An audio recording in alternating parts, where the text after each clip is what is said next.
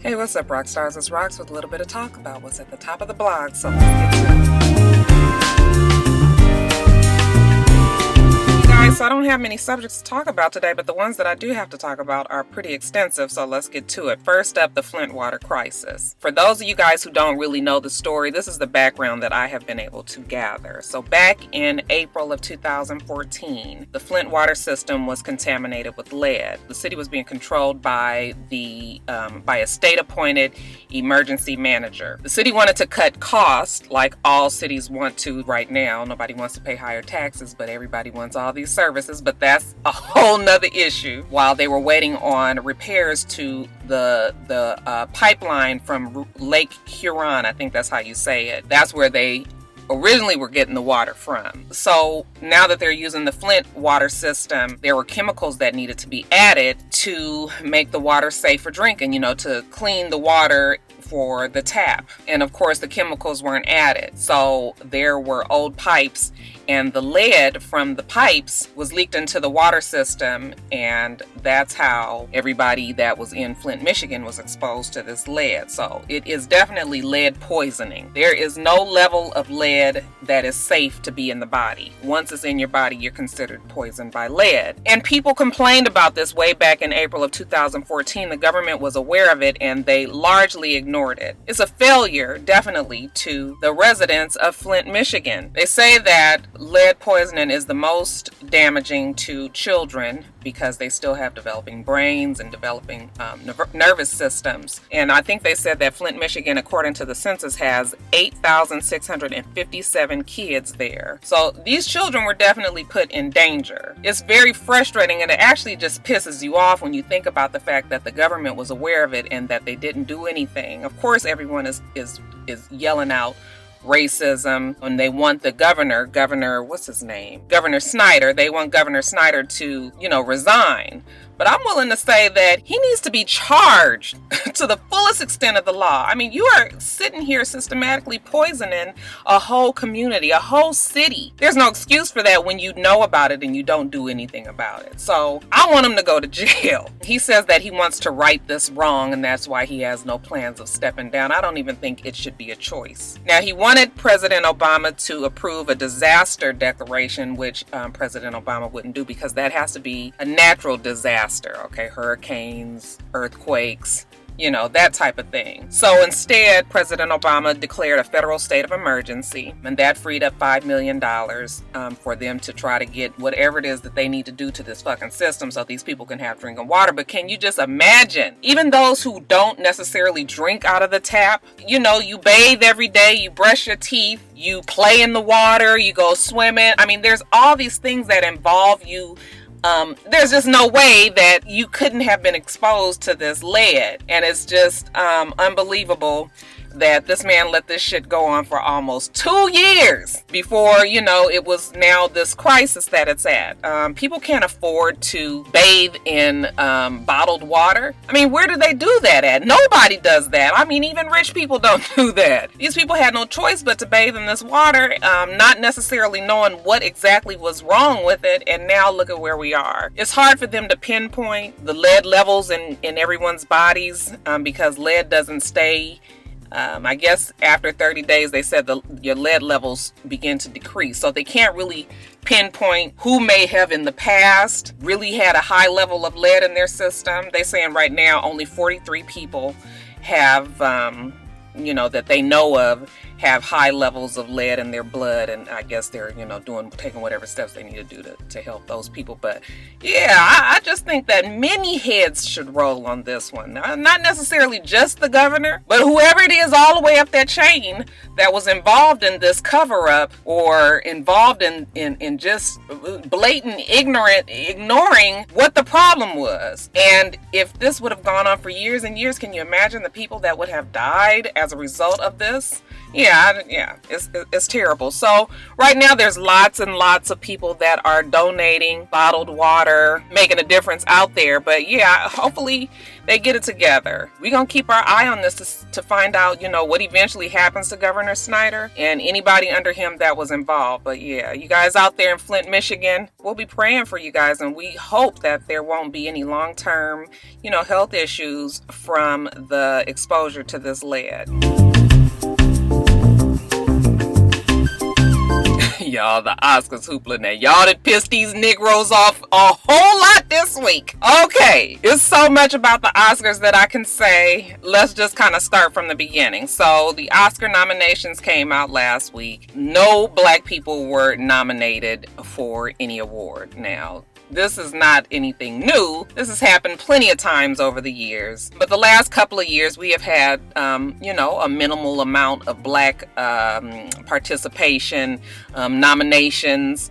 Think of Lupita and Denzel won, and, Halle Berry, and, So there have been, but this has been few and far in between, scattered out over the years and all of that. So this year, no black people announced. I wasn't all that surprised. Like I said, it happens. Jada Pinkett Smith came out and made a video who, I'm going to paraphrase, but basically what she said was that black people shouldn't have to beg to be included in something. That takes away the dignity, which I totally agree. And instead, maybe we need to use our power and boycott, not participate in something where we're not necessarily wanted. And maybe that will open their eyes and see that, black people do matter. After the video came out, it created this whole big, this whole large discussion about the Oscars being so white. And yes, I agree.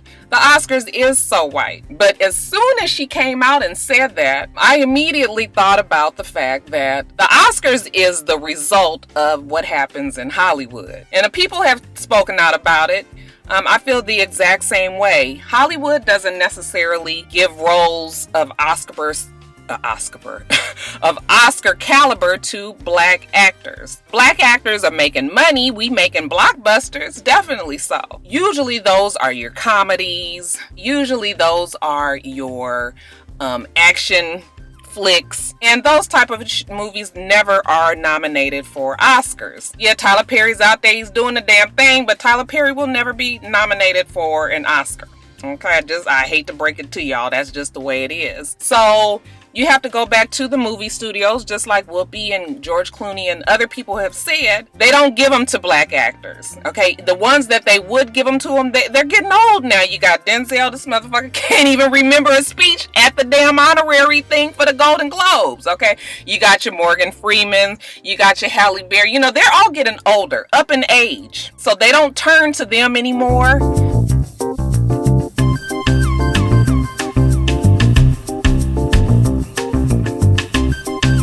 And this new generation of black actors and actresses that are out right now, like I said, they're not offering those roles to those black people. And you have to know that producers and directors and studios, when they know they have an Oscar caliber film, they go after the Oscar caliber actor or actress, the one that they know is going to win them this statue, or at least give them a place in the running. Yeah, they just don't think of those roles for black people. So that's really what the real problem is, because the Oscar can only go by what's there. It's too bad that nobody has spoken out about this over the years and said anything about actually the movies that are being made. I mean, we got black people making, Soul Plane, Pootie Tang. Those are cult classics for sure, but yeah, it's just, the problem is so much deeper than just the Oscars, and I don't know if many people understand that. Now, this year, I saw Creed. You guys, I'm not even saying this because I'm a black person. Creed should have been nominated. That was an excellent movie. I didn't even know that the director was black until recently. I don't know if I felt like Michael B. Jordan should have been nominated for anything, but definitely the director. Did the director get nominated? I don't believe that he did. I was cool with, Sylvester Stallone. I thought he did an exceptional thing. I told you guys that in the past, top of the blogs. But I didn't see Concussion. They say that it is the best performance that Will Smith has ever done in his life. And that's surprising to me, because I don't know how you can beat The Pursuit of Happiness. I mean, I think he was, I thought that was totally his best role. But of course, I haven't seen Concussion, so maybe that could be it. But yeah, it's a whole bunch of things that add up. And I think that you know, when I look at the whole big picture, black actors and actresses need to, and the ones that really have the power, they need to be more vocal about the fact that, you know, movie heads and studios are not thinking about these young black actors who could pull off an Oscar caliber performance. And it's too bad that the Oscars now have to carry this load. You got Chris Rock, who is going to be the host. And as of now, he hasn't said that he's not, and I don't believe that he's going to pull out. I think he's going to use this as an opportunity to kind of voice, you know, how we as the black people are feeling, because Chris Rock is definitely one of those ones who will say it, and I kind of want him to do it, so I don't feel that he needs to step down. And besides, it's a job, you guys, and he's black, and let the man make his money. I didn't plan on watching the Oscars this season because there was really nobody that I wanted to see other than Chris Rock. I probably would have just tuned in for his little opening skit, but yeah, Chris Rock is kind of stuck in this, and so is the head of the Oscar, what is it, the board or whatever.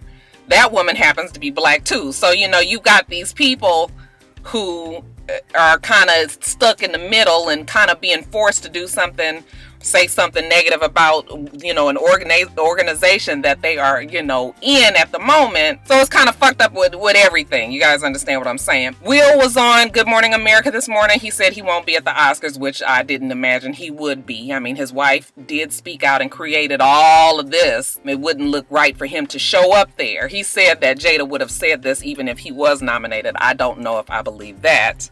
Okay, because it would have been awkward for him to be there and her to be there, for her to say the things. I mean, Jada Pinkett Smith has always been vocal about black issues, and she's a passionate woman, just like Will Smith said, and I have respect for her. So, I mean, I guess I'll just go by what he said, but I don't know if I believe that she would have done that.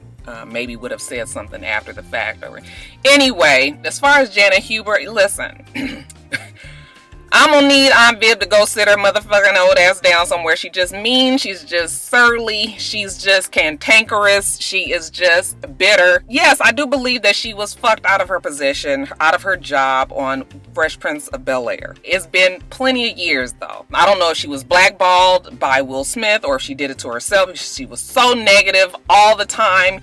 Even how many years has it been since that show has been on? The things that she said, you know, let me just side note on some of the stuff that she said. One thing that always bothers me about black people, their favorite thing to say right now is that there's more, you know, there's more important things going on in the world, that black people are always sidetracked by the bullshit. I'm gonna let you know how my mind works as a black person. I'm able to handle multiple issues at a time. When there's one disaster that affects the black community, I don't have to focus all my energy on that one thing. I can handle plenty of other issues that go on. I have a multifaceted mind.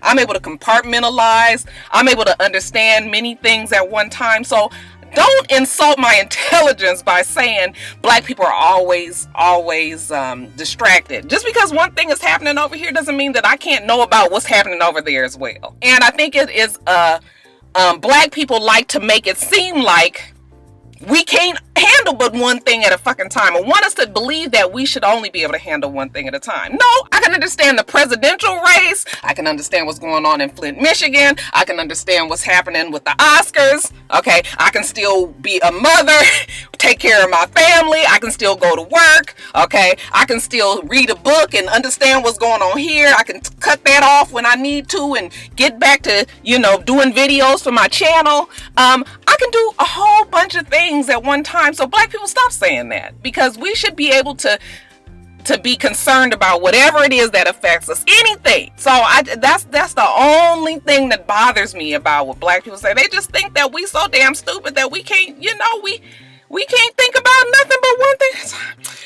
Anyway, you guys, getting back onto this whole Oscar thing. Stacey Dash. Why do we even get frustrated with Stacey Dash? She says these things all the time. She's become a puppet for, I don't even know if it's the Republican, you know, if it's the GOP, or if it's just kind of just, she's like a Fox News imbecile who gets up on the TV and says things to, I mean, maybe she does believe it, but nothing makes me more mad than a person who forgets where they came from, somebody who gets to a certain point in their life and then they want to blast negatively all of the shit that helped them get to where they are. That's what bothers me about Stacey Dash, not the fact that she believes the way she believes. There's a lot of black people that think the way that she does. But, bitch, you was once on BET. Did you guys see the little clapback that BET did? That's what frustrates me about Stacey Dash. Not that she believes what she believes. It's just that she just seems to have forgotten where she's come from. So I can't even get frustrated about her anymore. You guys are welcome to in the race trade, y'all welcome to, you know, put her off on whoever race want to take her. But what she said about the BET Awards and Black History Month and all of that, let me just, you know, there's definitely perceived contradictions in that. And black people, if we keep saying that we want to be a part of, included, you know, as Americans, and we don't want to be segregated, and we don't want people to just think of us as a, you know, a different type of group. Okay, those are black people. They got black people ways. They not like the white people, and not like, you know. Why would you want to have a BET channel, or why would you want to have Black History Month? Because now you're separating yourself, and it's just is an ongoing circle here. The reasons why we have that is because we haven't been included. So now we feel like we have to have something on our own to feel like we are included in some kind of way. Okay, I mean, I guess in a perfect world, if we was included in everything, there wouldn't be a need for all those things. But yeah, I mean, I can see the contradictions there for sure, but I still feel like it's necessary. Until, you know, whatever changes, then I think it will always be necessary. And I mean, we got Mexican channels, right? Latinas got their awards and all of that. So, you know, kind of what's the difference? Right now, race is just such a heightened thing. I mean, everybody is talking about race to the point where I'm just sick of it. I'm just sick of talking about it. But it's a big thing. And I'm sure, like I told you guys before, because I knew when President Obama was elected that race was going to become the very at the very forefront of everybody's discussion. It was going to be wrapped in whatever the issues was in some kind of way. So I think that those things are still necessary. You know, people have been saying, when we think about the Oscars and all of that, that, you know, black people need to not cry about not being included, and they need to create their own. Well, guess what? We have our own. We have the NAACP Awards. We have the BET Awards. We have the Trumpet Awards and the Stellar Awards and the Soul Train Awards. A-list celebrities do not support any of those awards that I just told you guys about. Maybe they support the most NAACP awards, and that's a maybe. But other than that, they don't support all these other award shows. When's the last time you seen all these big actors and actresses and, you know, your A-list celebrity rappers and performers, entertainers, singers, whatever, at these award shows? The only time they show up is when they're getting an award. It's almost you gotta bribe them to come. So, black people will say, you know, we don't care about the Oscars, but let them get nominated. Then it's a big deal.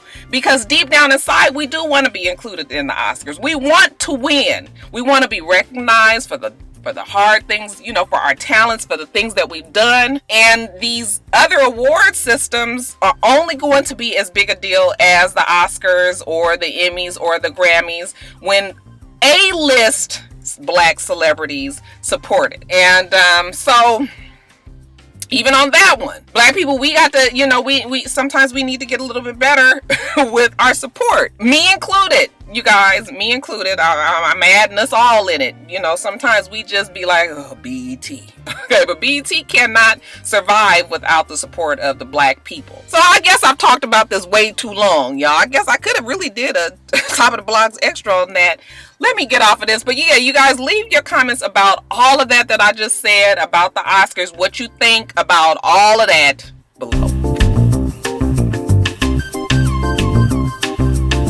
Okay, you guys, I know I said I wasn't going to talk about Donald Trump, and really this is not about Donald Trump. This is more about your girl, SarahPalin. SarahPalin is now on the campaign trail for Donald Trump. This last little push before the elections this year for the Republican seat. Now, people are saying that she might be his running mate as vice president. Listen, I mean, when I think about that, I think to myself, like, well, maybe she should be, because she's the reason why, well, she's not the only reason why, but she definitely contributed to why John McCain didn't win. Now they've decided to put this fool back on with, I can't, for the life of me, I can't understand what the Republicans are thinking. She's so polarizing. I mean, I was watching CNN and even the Republican analyst was like, the bitch is crazy. Why the fuck would they put her up on that stage? She made a fool out of herself. Did you guys listen to the speech? She's all over the place. I mean, she sounds like a drunk Carol Brady. You know, when she talks like, and I'm gonna get out there and kick ISIS's ass. Wow, this is amazing. What is America going to be? Okay, when I think about the presidential hopefuls, I don't have really much faith in any of them.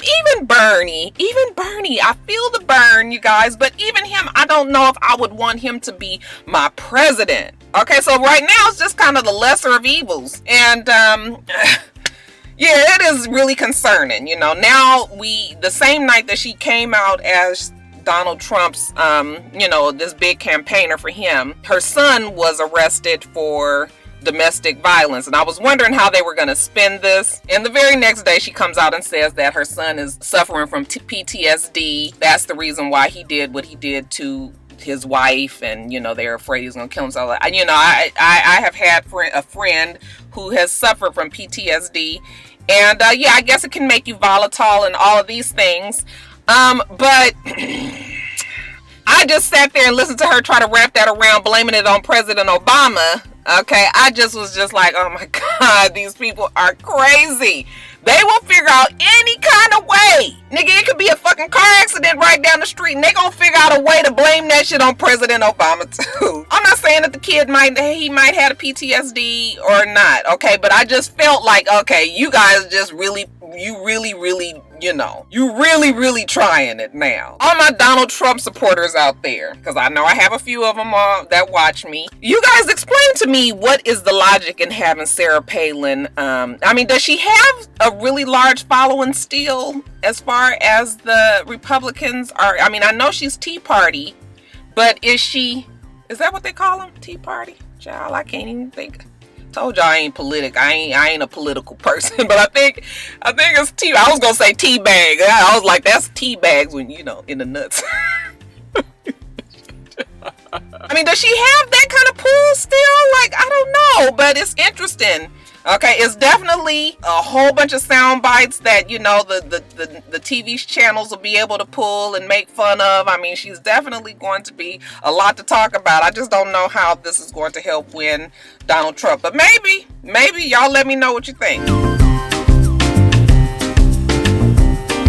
Somebody requested that I talk about this Meek Mill versus 50 Cent drama, and I don't really want to talk about it. It's stupid to me. Like, Meek Mill, I don't really understand what gets into Meek Mill, but he gets his panties in a bunch and then he lashes out to whoever he feels that he needs to lash out at. It kind of gives you a feeling like there's other shit going on in the background, but you never hear that story, so all of a sudden it just looks like he just decided to, be pissed off and say some shit about somebody. So this time it was 50 Cent, which wasn't necessarily the best person to pick on, because 50 Cent is the king of petty. I mean, he will get shit and keep shit going forever and ever and ever. He does not give a fuck. When Meek Mill put this song out and people said, oh yeah, he was talking about 50 Cent, 50 Cent he just blasted him. He let him have it. As people getting out the van next to me. You can actually get away with stuff without worrying about. Just hit my car.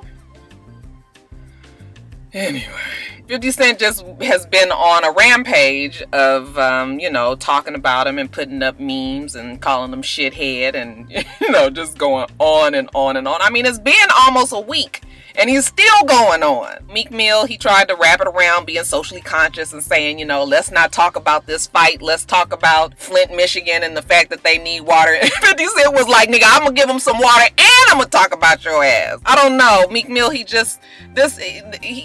I don't know what happens. I don't know what conversations him and Nicki Minaj have behind closed doors. I just wish that she could just rein him in. He's about to go to jail, or at least that's what we think. You would think that he would just chill and make whatever music that he needed to make and, try to put forth a better image of himself, because he still has to go before the judge for sentencing. So it's just like, why are you still involving yourself in this stuff? So that's why I say It'd be making me feel like it should be more to it, even though we haven't heard that there's more to it. I'm just gonna say Meek Mill makes it very hard to just really like him. That's all I'm gonna say. I still like his music. His music still bumps hard. Okay, she'll still make you want to run real fast. All of that, but yeah, I just wish that he would just relax a little bit and just live his life and rap his little happy rap songs and let that be that.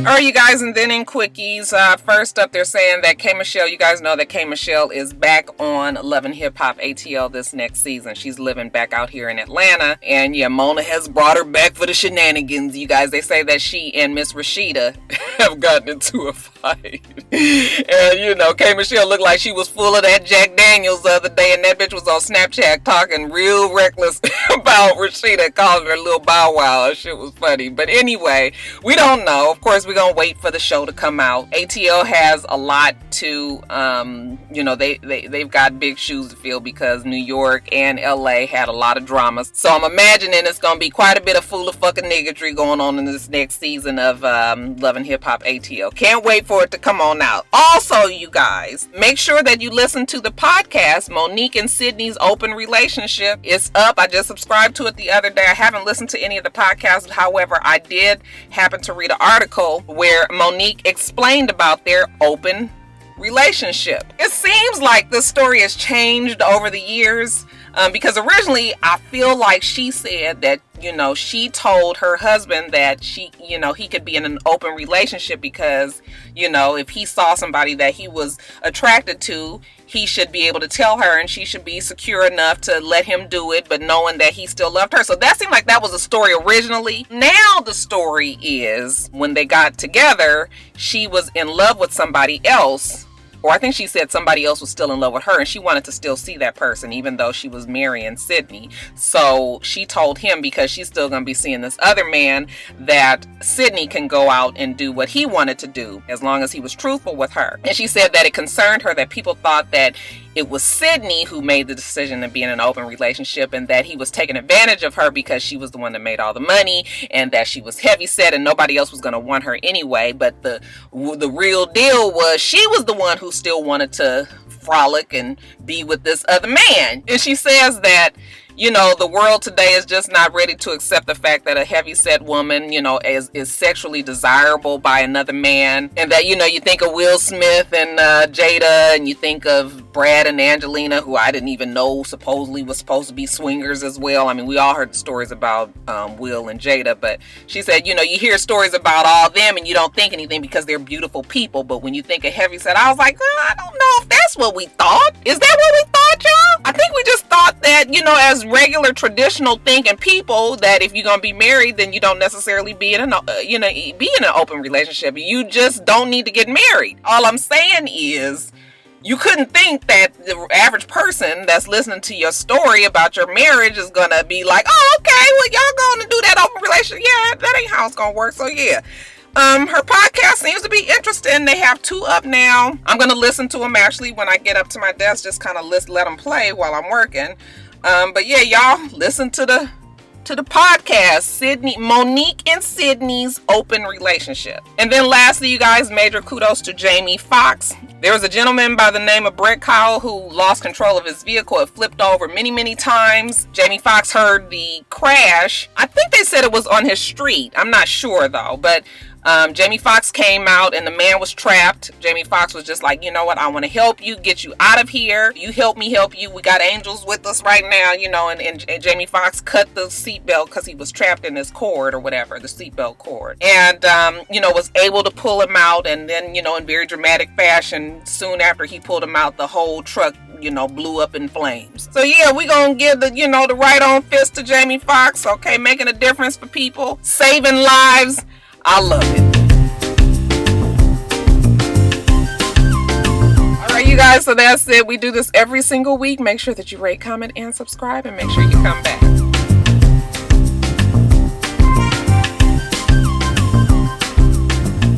Until next time, Roxstars. Bye.